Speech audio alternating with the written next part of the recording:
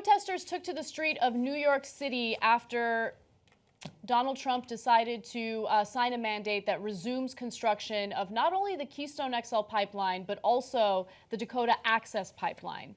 Now, of course, those who have been fighting for the safety of drinking water regarding, Native Americans in North Dakota were upset. So they took to the streets, they're protesting, and Nomi Konst, who's one of our reporters, was there on the scene, and she described some of the behavior by cops that worries me and should worry anyone who cares about journalism.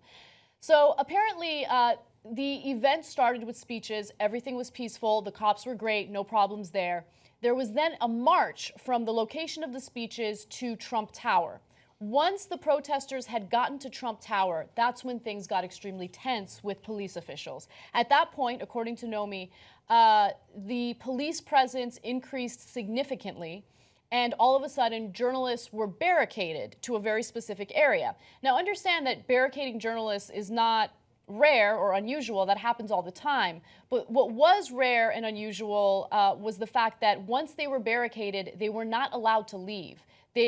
Some of the journalists were exhausted, they were tired, they were trying to get out of there. Cops were allegedly pushing them, and so they just wanted to get out of there, and they were unable to leave, and Nomi said she experienced that as well. So just quick clarification on that. So you could put a police line somewhere and say, hey, no one can cross this police line, including journalists. But once you encircle people, including journalists, and don't allow them to leave, you can argue that's a false arrest, and that you're restricting their freedom based on what? Are they under arrest? Was there anything that was going on? Did they do anything wrong? Can you prove it? No. So you can't put them in a cage. Isn't it ridiculous that already in America we're having to explain that you can't put the press in a cage? But if you remember, during the Trump rallies, that's what they would do. Yes. The press would have to go into a restricted area, and if you went outside of that restricted area to even talk to Trump supporters, you'd be escorted out of the building. Right. So that was obviously worrisome.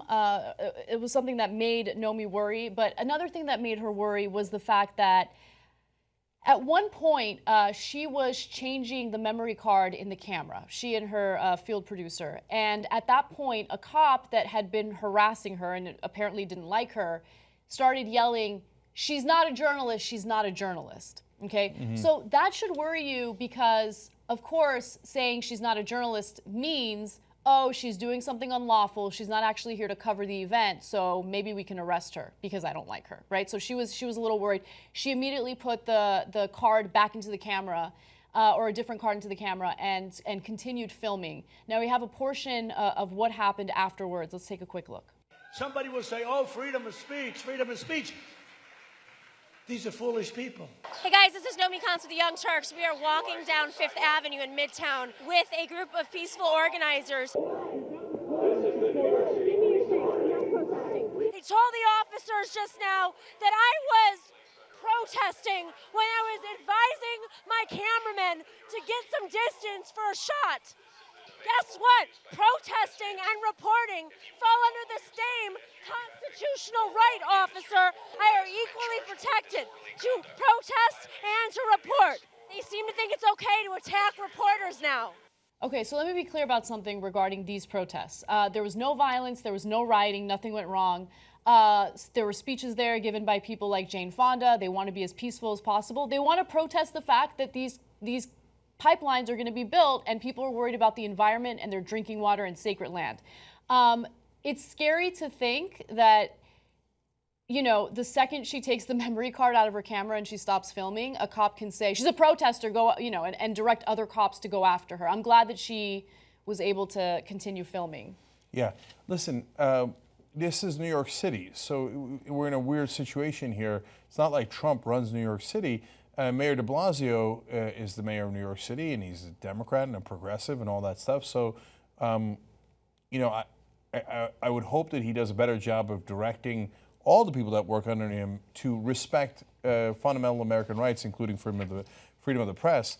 But it reminds me of Aziz Ansari's opening monologue on SNL when he was joking around about, like, now that Trump won, people feel like they can come out of the closet and do crazy things. Like he was kidding around about being a racist. He's like, no, it's not okay. Go back in the closet, right?